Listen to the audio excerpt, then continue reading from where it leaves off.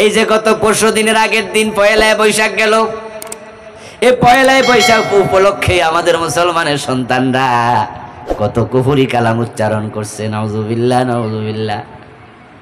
পয়লায় বৈশাখ রমনার বটমূলে ভোরবেলায় সূর্যোদয়ের সময় একত্রিত হয়েছে আমাদের মুসলমানের সন্তানেরা। তারপরে সামনে দোতরা হারমোনিয়াম, এরপরে ঢোল তবলা লইয়া বইছে। বইয়া তারা সকালবেলায় রবীন্দ্রনাথ ঠাকুরের একটা কবিতা গান দিয়া শুরু করছে, বৈশাখ উদযাপন, এসো হে বৈশাখ এসো এসো। শুনছেন নি আপনারা? আচ্ছা, না শুনলেই ভালো। এসো হে বৈশাখ এসো এসো। আচ্ছা, বৈশাখের ডাকুক গা, ইমান যাইব না, এটাতে কুফরি নাই। কিন্তু কুফরি কোথায় আছে জানেন? এই গানের কয়েক লাইন যাওয়ার পরে, কয়েক স্তবক পড়ার পরে সামনে গেলে সেখানে তারা রবীন্দ্রনাথ ঠাকুরের কবিতা, তো উনার বিশ্বাস হলো আগুন দিয়ে যা ছাই করা হয় তা পবিত্র হয়। হিন্দুদের ধর্ম বিশ্বাস আগুন দিয়ে পোড়ানোর পরে বস্তু হয় শুচি পবিত্র। এজন্য তারা মানুষের লাশ পোড়াইয়া দগ্ধ করে দেয়। তারা বলে গুনাহ সহ যা ছিল সব জ্বালাইয়া শুচি করে দিয়েছি। রবীন্দ্রনাথ ঠাকুরের কবিতা এসো হে বৈশাখ এসো এসো গুগলে সার্চ করবেন, করলে আপনি এখনই দেখতে পাবেন। কয়েক লাইন যাওয়ার পরে সেখানে আছে অগ্নি স্নানে শুচি হোক ধরা, অগ্নি স্নানে শুচি হোক ধরা। অর্থাৎ আগুনের গোসল দিয়া বৈশাখ তুমি পৃথিবীকে পরিশুদ্ধ করো। আগুন দিয়ে পোড়াইলে পরিশুদ্ধ হয়। এটা কি মুসলমানের ধর্ম বিশ্বাস না হিন্দুর?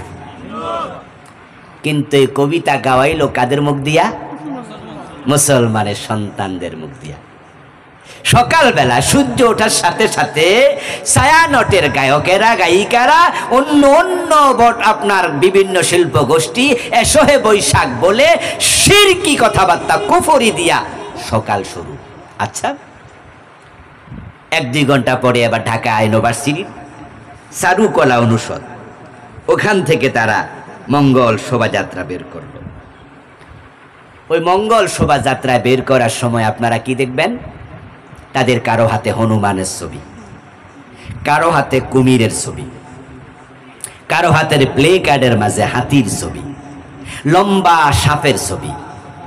আচ্ছা, পহেলাই বৈশাখের সাথে কুমিরের সম্পর্ক কি? সাপের মূর্তির সম্পর্ক কি? হাতির মূর্তির সম্পর্ক কি?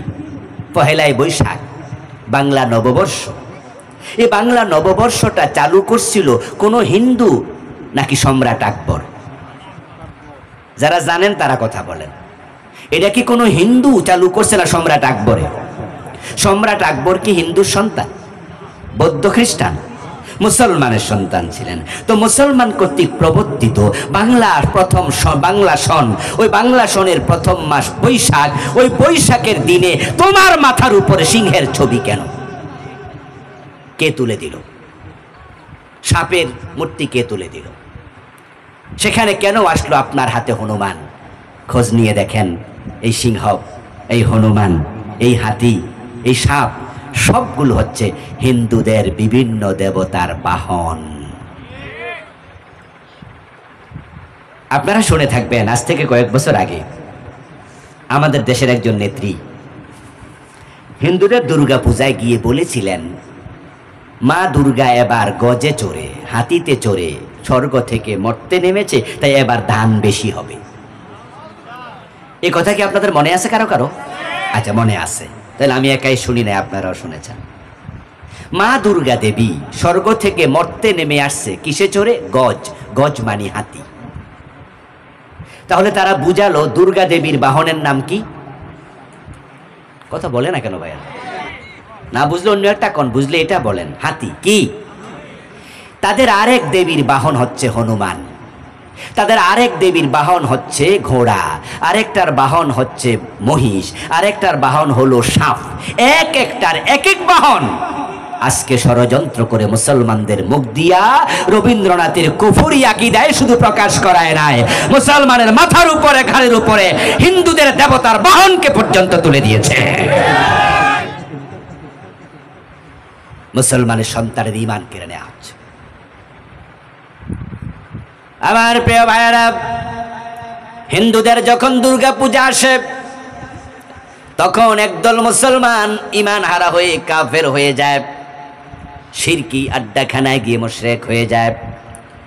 আমাদের পত্র পত্রিকা, টেলিভিশন চ্যানেল, বিভিন্ন ব্যানার, পেস্টুন, বড় বড় ব্যানার আমরা দেখি শারদীয় দুর্গা পূজার শুভেচ্ছা।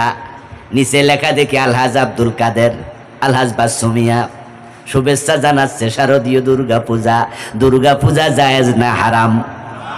আওয়াজ দিয়ে বলুন, মূর্তি পূজা জায়েজ না হারাম? ছোট হারাম না বড় হারাম? তো হারামকে শুভেচ্ছা দিলে ঈমান থাকবে? ইন্না শিরকা লা যুলমুন আযীম। আপনি যখন কোনো কুফরিকে প্রমোট করবেন, সাপোর্ট করবেন, কুফরি করা যেমন কুফর, সাপোর্ট করাও কুফর, ঈমান শেষ। এখানে শেষ নয়, হিন্দুদের দুর্গা পূজা যখন আসে তখন মুসলমানের সন্তান মাইখাতে নিয়ে বিভিন্ন জায়গায় ঘোষণা দেয়, পত্র পত্রিকায় লিখে, ধর্ম যার যার, উৎসব সবার। দুর্গা পূজাকে যারা নিজেদের উৎসব মনে করবে তারা সাথে সাথে কাফের হয়ে যাবে। দুর্গা পূজা হিন্দুদের উৎসব, তারা পূজা করবে, এটা তাদের ব্যাপার, আমরা বাধা দিতে যাব না। কিন্তু তাদের উৎসবকে নিজের উৎসব মনে করলে ঈমান শেষ। এটা কোরআনের একবারে উল্টা। কোরআনের বক্তব্য হলো লাকুম দীনুকুম ওয়ালিয়া দীন। বাংলা অর্থ কি? তোমার ধর্ম তোমার, আমার ধর্ম আমার, দুটা এক না আলাদা? দয়া করে কথা বলুন, এক না আলাদা? তাহলে স্লোগান হবে ধর্ম যার, উৎসব শুধুই তার। বিভিন্নভাবে আজকে কুফরিকে প্রমোট করা হচ্ছে, নাস্তিকতার সাপ্লাই দেয়া হচ্ছে। এই দেশের শিক্ষার সিলেবাসে এই বছর 2024 সনের বইতে আপনারা জেনে থাকবেন, ট্রান্সজেন্ডার নামে আরেকটা কুফরি ঢুকাইয়া দিস। ছেলে নিজকে মেয়ে মনে করবে, মেয়ে নিজেকে ছেলে মনে করবে। ট্রান্সজেন্ডার মতবাদ, সমকামিতার সাপ্লাই দেওয়ার ষড়যন্ত্র হচ্ছে। গতবার 2023 সনের বইতে আমরা দেখেছি মানুষ বানর থেকে এসেছে, এই জাতীয় তথ্য ঢুকাইয়া দিছে। আলেম ওলামাদের প্রতিবাদ প্রতিরোধের কারণে শিক্ষার ওই অংশটুকু বই থেকে তারা স্থগিত করতে বাধ্য হয়েছে। ডারউইনের নীতি বাংলাদেশে চলবে না। মানুষ আদম থেকে এসেছে, মানুষ বাদর থেকে না। এবার ট্রান্সজেন্ডারের বিরুদ্ধে আমাদের কথাবার্তা চলছে। আমরা আশা করছি এটাও সংশোধিত হবে। গত পরশুদিন আপনারা দেখেছেন, গতকালকে দেখেছেন, সোশ্যাল মিডিয়া তোলফার হয়ে গিয়েছে। ওয়ালটন নামক একটা কোম্পানি বাংলাদেশি পণ্য যারা বানিয়ে বিক্রি করছে, তার রূপান্তর নামক একটি নাটককে তারা ডোনেট করেছে।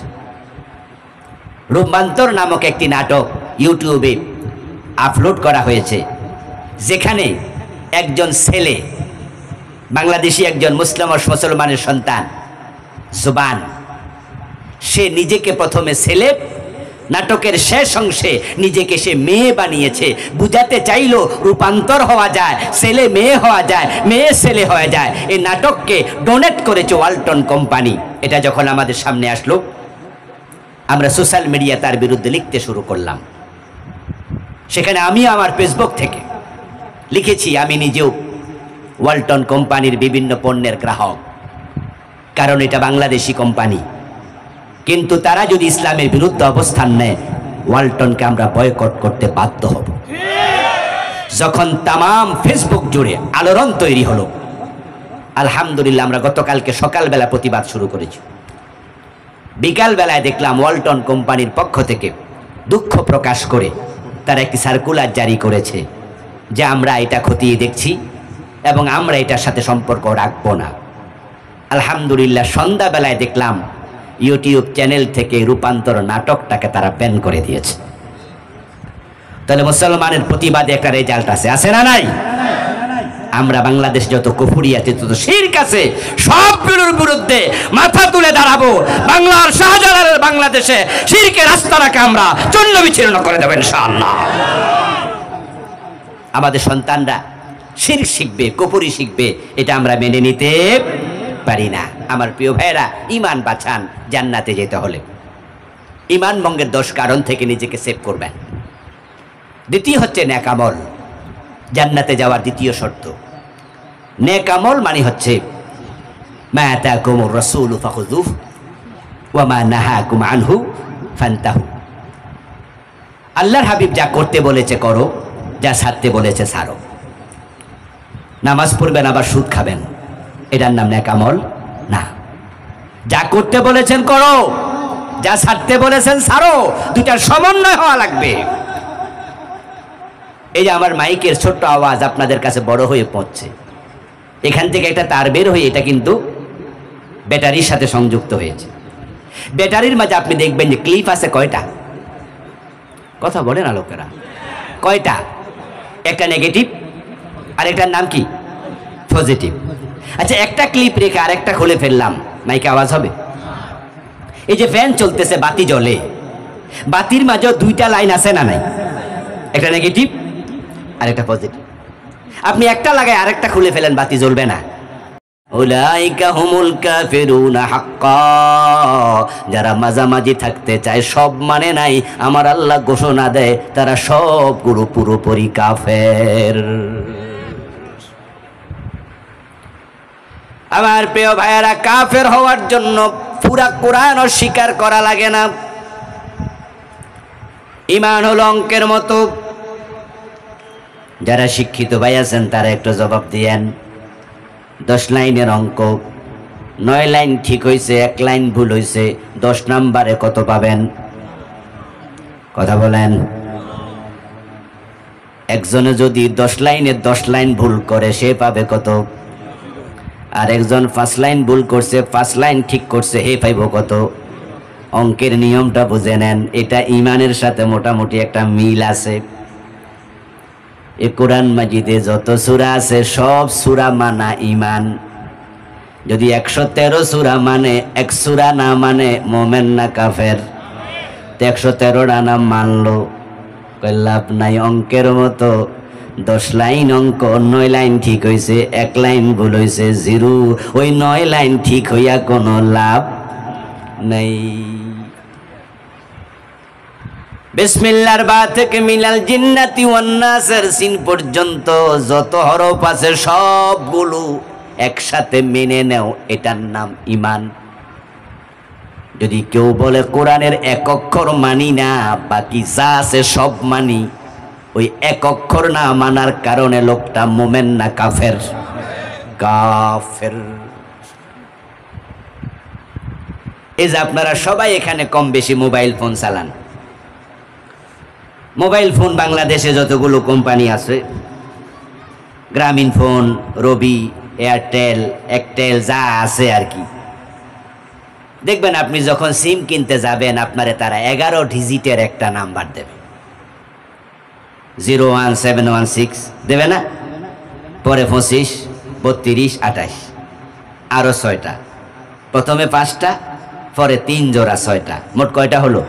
11। আপনার 11 নাম্বারের একটা ডিজিট দেবে, দিয়ে একটা ছোট্ট সিম কার্ড আপনার বলবে এবার মোবাইলের ভিতরে ঢুকান, এই নাম্বার আপনি ক্লিক করেন, দেখবেন যে অন্য অন্য মোবাইলে রিং চলে যাচ্ছে। আচ্ছা, 11টার মাঝে যদি আপনি 10টা ঢুকাইয়া একটা নাম্বার না ঢুকাইয়া কিয়ামত পর্যন্ত টিপেন, কল যাবে? আরে ভাই হ্যাঁ না একটা তো কইবেন নাকি? কল যাবে? কারণ সিম কার্ডওয়ালা কোম্পানি আপনাকে যা দিয়েছে সেখানে আপনি ফাইজলামি করলে কাজ, আপনার খবরদারি চলবে না। আল্লাহ তাআলা কোরআন মাজিদ নাজিল করলেন।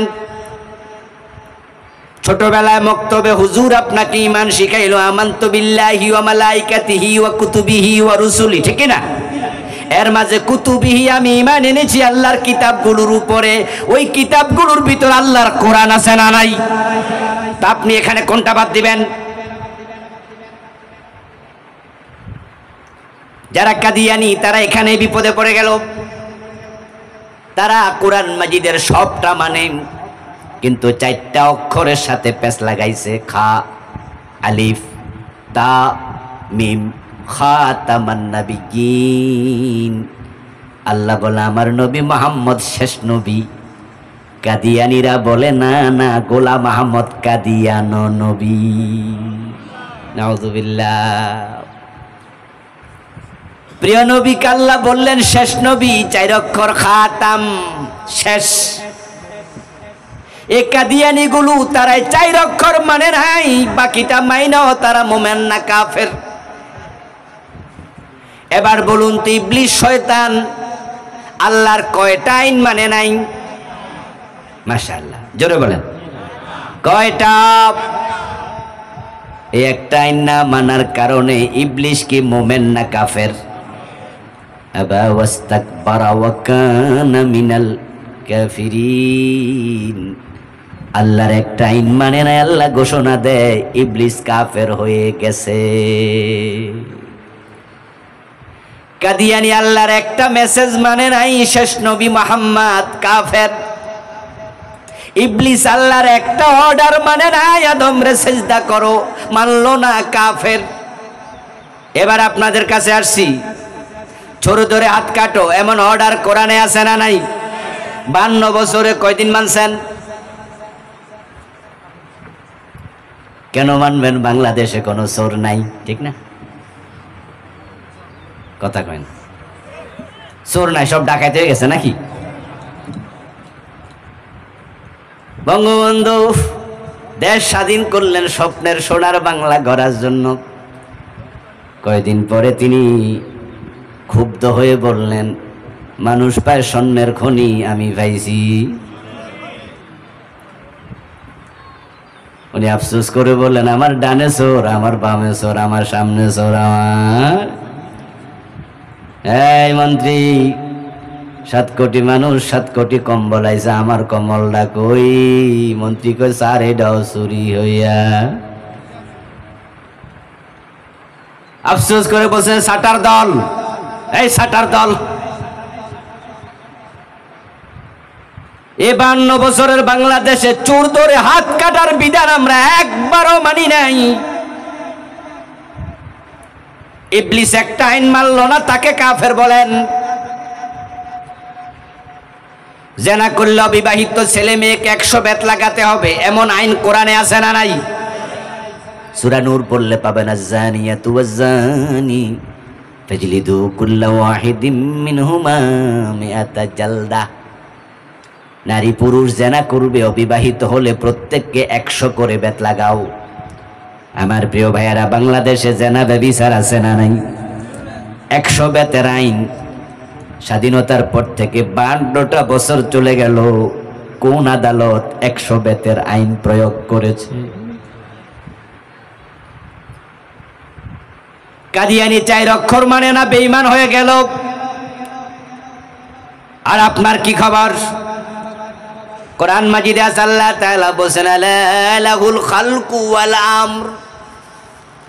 এখানে অক্ষর আছে 15টা। আমি তো দেখি বাংলাদেশের হাজার হাজার না, লাখ লাখ নামাজি, হাজি গাজি, টুপিওয়ালা, দাড়িওয়ালা মাওলানাও আছে। এই আয়াত মানে না, অক্ষর আছে 15টা। কাদিয়ানি মানে না 4টা অক্ষর, তারা কাফের, ফতুয়া দিয়া মজা নেন।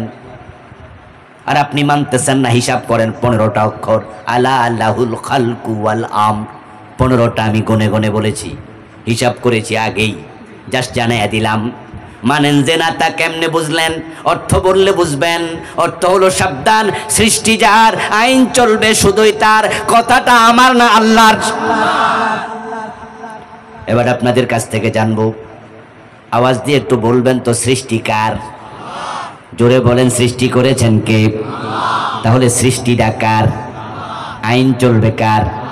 এ 52 বছর আল্লাহর আইন চলে না, ব্রিটিশ আইন চলে। তো ব্রিটিশ আইন মানলে তুমি আল্লাহর গোলাম হলে কেমনে?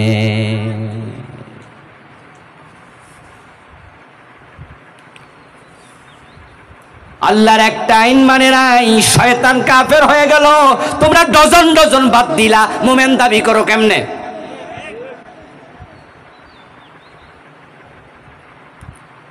জান্নাত পাওয়া এত সোজা না।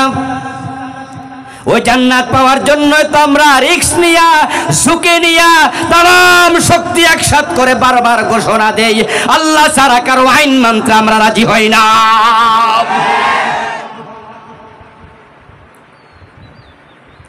শুধু আল্লাহর আইন মানি এই কথা বলার কারণে তো বাংলাদেশে আল্লাহর কত বান্দা বিনা দোষে শুধুমাত্র শত্রুতা করে দোষ চাপাইয়া দিয়া ফাঁসির রশি গলায় ঝুলাইয়া দিছে। যে বিশ্ববিখ্যাত মুফাসসির 40 বছরের মতো তামাম দুনিয়া তাফসীর করছে কোরআনের, উনারে তারা দর্শনকারী বানাইলো, উনাকে তারা হত্যাকারী বানাইলো, লুণ্ঠনকারী বানাইয়া যাবজ্জীবন জেল দিল, শুরুতে ফাঁসির অর্ডার দিল।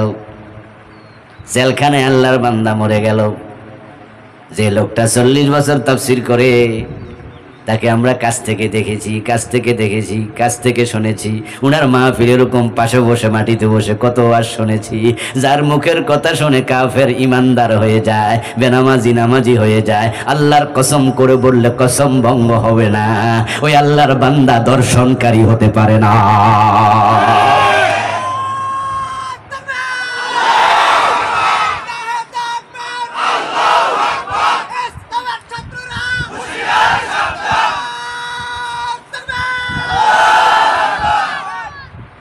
আল্লাহ ছাড়া কারো আইন মানি না, এই চিন্তা যদি তিনি লালন না করতেন, মাহফিলগুলোতে এটা না বলে শুধু জিকির আজকারের ওয়াজ করতো আর ফিরালি কইরা খানকা বানাইতো, ফাঁসি তো দেয়া হতোই না, উল্টা হালুয়া রুটির অভাব হতো না। উনি ফিরালি করলে উনার মতো মুরিদ কোনো ফিরে তরবারে থাকতো না। আল্লাহর জান্নাত পর্যন্ত পৌঁছতে চাইলে ইমান ইমান ইমান লালন করো মুসলমান, ইমান লালন করো। কুফরি করলে ইমান চলে যায়, শিরিক করলে ইমান চলে যায়, নেফাক ইতিকাদি করলে ইমান চলে যায়। ইমান ভঙ্গের 10 কারণ এ বইতে লিখেছি। আমার লেখা 7টা বই আছে, তার মাঝে এটা একটা, নাম হলো ইমান কুফর ও নিফাক। এখানে আমি ইমান ভেঙ্গে যায় এমন 10টি কারণ তুলে ধরেছি এ বইতে। বাংলাদেশে 10টি কারণ খুঁজলে অ্যাভেলেবেল পাওয়া যায়।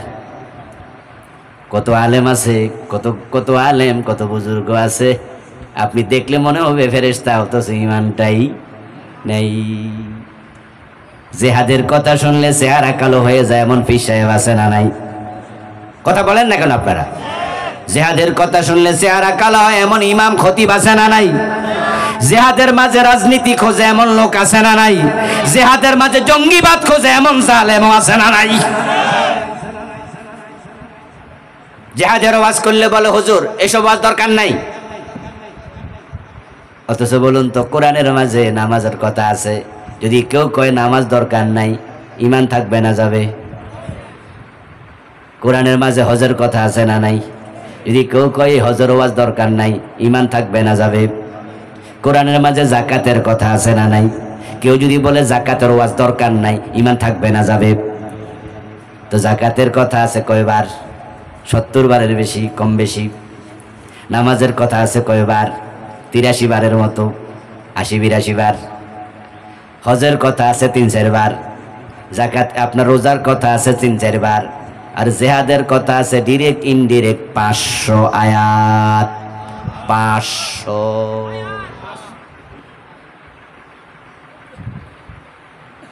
যদি কেউ বলে হজের ওয়াজ দরকার নাই, আপনি বলবেন কি কইলি? ইসলামে হজ আছে, কিসের ওয়াজ দরকার নাই? ইসলামে যা আছে তা আমরা শুনবো। অথচ রাসূল হজ করছে জীবনে একবার, আর 27টি যুদ্ধে সেনাপতি হয়ে তলোয়ার হাতে নিছে 27 বার। ওই জিহাদের কথা কইলে হুজুরের চেহারাও কালো হয় এমন হুজুর আছে না নাই? ইমান থাকলো কেমনে? সকালবেলায় মুমিন হবে, সন্ধ্যাবেলায় কাফের হয়ে যাবে কিয়ামতের আগে।